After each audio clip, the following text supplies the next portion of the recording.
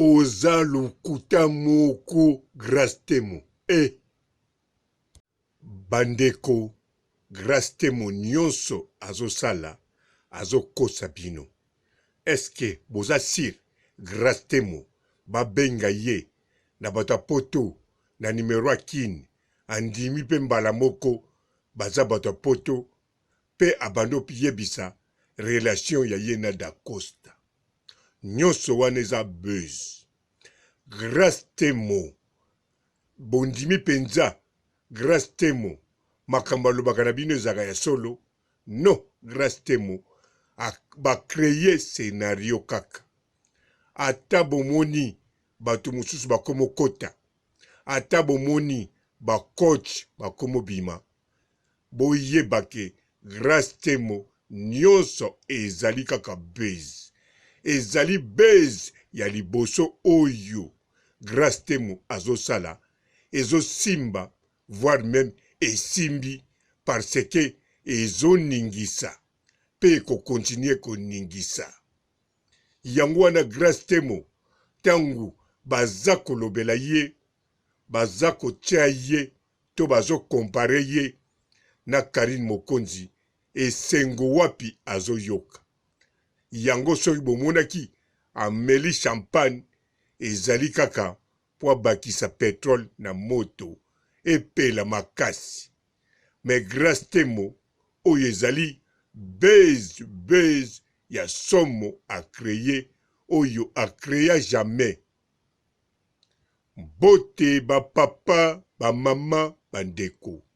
Mbote ba rando na ba randonnette. Mbote batoyo balingaka rando na ba oyo balingaka rando te. Mbote ba jeune garçon na ba jeune fille. Mbote bana mike na ba bébé. Mbote ba Sainte Noirite, Sainte Thérèse, Sainte Ingrid Kabongo. Bandeko grâce temo aloba azana mobali.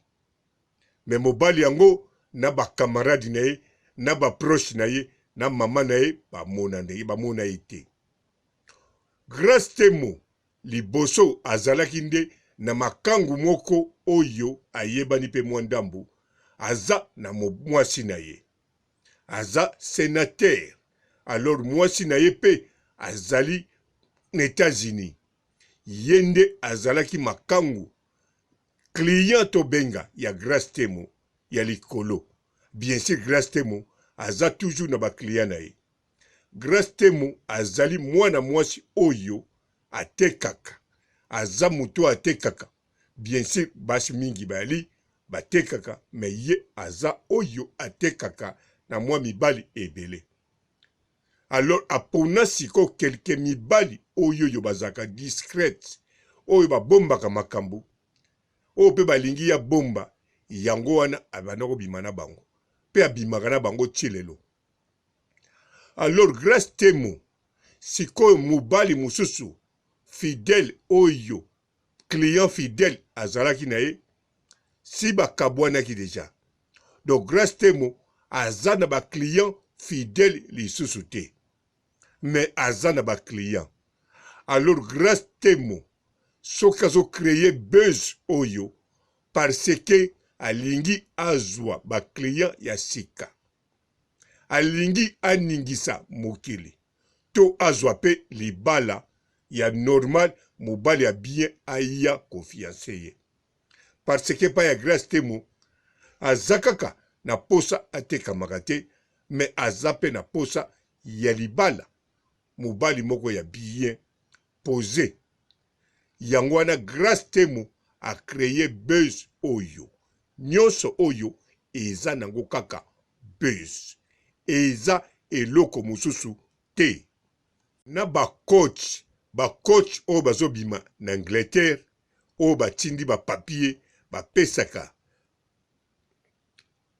ye grâce temo mbongo ekoki pe kozala coach aza na kati ya buzz. Soki aza na buzz te ekoki kozala coach aza penza na réalité. Mais coach pe baboyani sikoyo te. Coach pe asilikeli grâce temo sikoyo te. Donc soki coach wana réellement azali penza makangu ya grâce temo, elingi koloba ça fait 3 mois ou bien plus de 3 mois bakabwanaki déjà. Parce que grâce temo ça fait 3 mois aza na position te. Donc aza na client ya sûreté, aza na oyoyo makangu chronique te. Ndenge tozoloba coach moko abimi aza makangu na ye, grâce temo azali oyo bino nyonso bomondi bolioki azali soki bisexuel. Alors grâce temo ndenge aza wana kozala bisexuel eza kaka ye moko te, me mingi baza na bango pe bongo, ezala basi to mibali.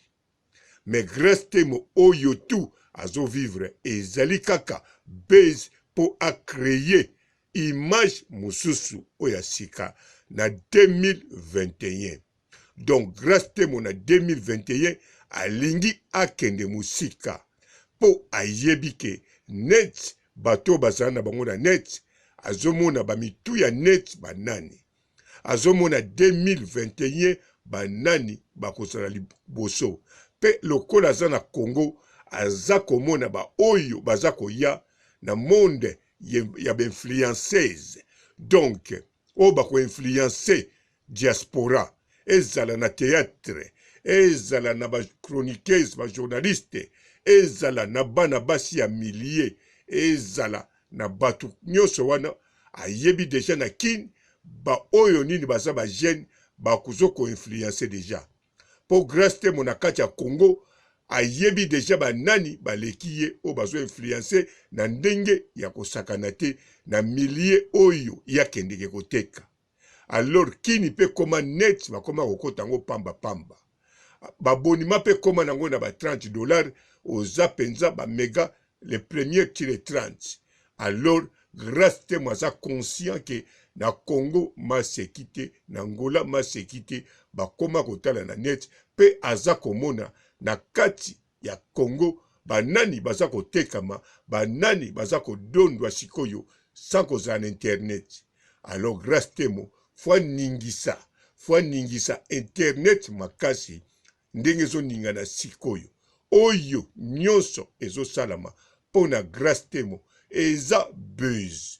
Même parti mouche kokota ya réalité eza normal parce que bato mususu o ba vivra na ena réalité bazo kanisa makambo yo grâce temo eyeli ye pote asalaki boye likambo boye zongeli ye tikanga pe na bimisa yanga.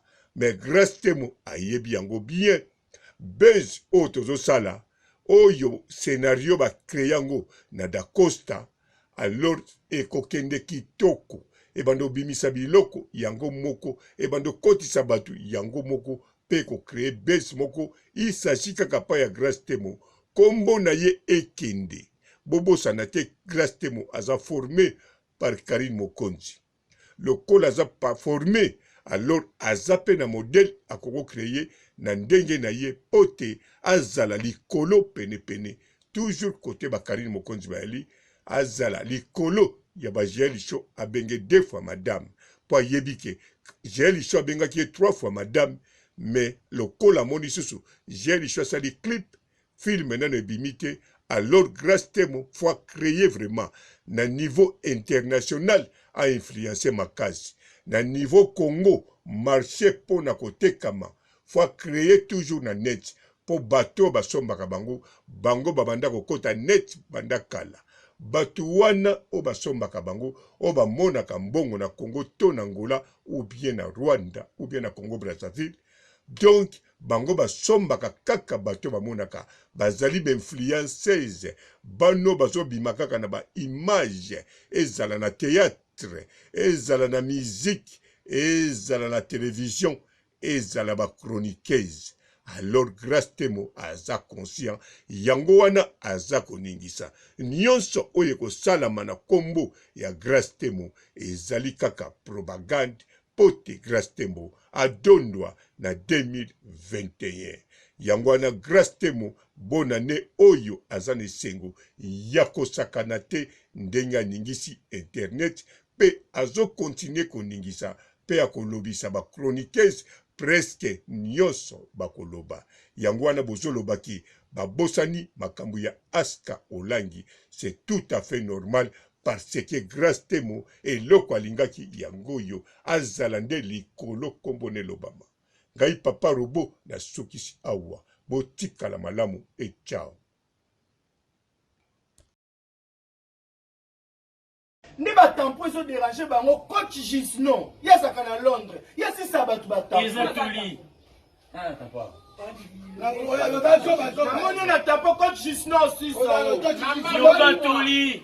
Maman, bolimo lobi bolimo. Bolimo nini? Bolimo. Oza su a to bungi. Na ko bima na porte. Ko bima na porte. Te na porte te ko mbangu te. Bulunga manyana. Bonjour fidèles internautes de www.elengiakomba TV. Bonjour, bonsoir, balandi nyonso ya Elengi ya Komba. Congolaise TV.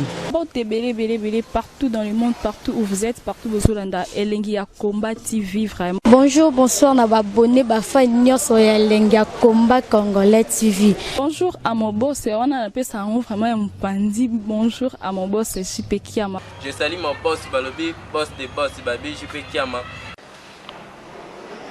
Bonjour, na Elengi ya Komba Congolais TV vraiment. Ngamo na zana chaîne de chaque toko ya boss na JP Kiama ta ay boss des boss ya nyama ya danger. Donc ba samta longola zaki. Ya boss na biso JP Kiama nzambe na ngai ba boss bazali ba boss bazali JP Kiama le boss des boss. Napesi d'abord bonjour te ba mbote belé na mo boss JP Kiama wana na kozangisa ote donc na ko lekate sana napesa mo boss JP Kiama boss des boss.